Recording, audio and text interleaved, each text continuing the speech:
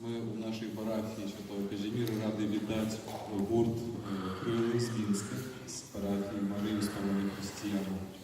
Тому я думаю, з цієї нагоди, що ми черговий раз вітаємо концерт колядний нашій парафії. Можна привітати наш гурт аплодисментами. Хоч може вже амаль що місяць пройшов з того свята коляду, але справді жадаємо з вами ще раз нагадати цей колядний настрой. Справді, цей настрой у нас був не тільки на календарне свято, але почати.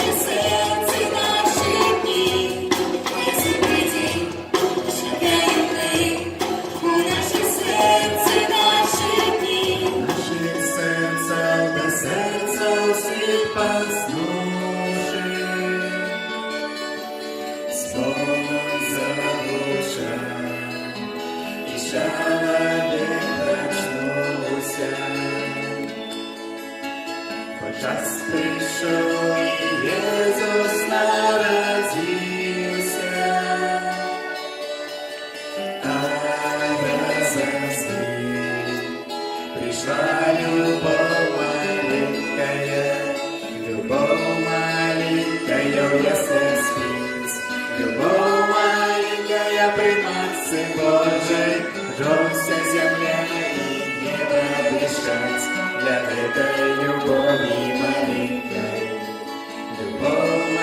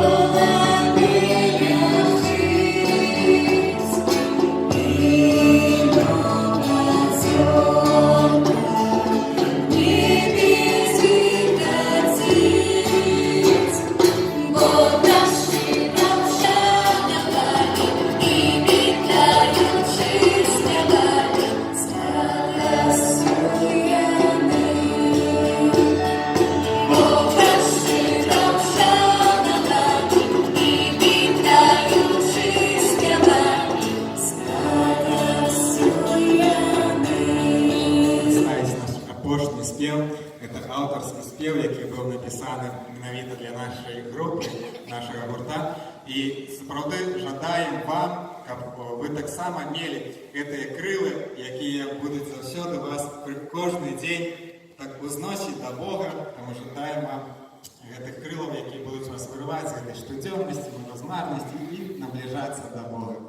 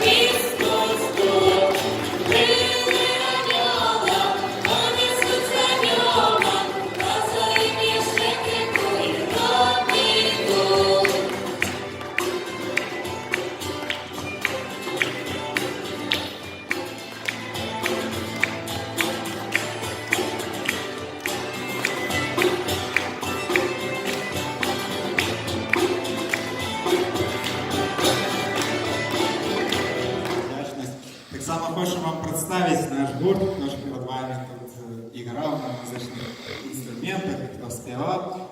Почнемо з Антона, я у нас грає на гітари, на основній гітарі. Далі Коля на пантамі, Жора на скрипці. Так само другая гитара Олег на ней играет. Синтезатор, другий голос, так само координатор нашего гурта, это Анжелика. Вокалистка, основной голос Ангелина.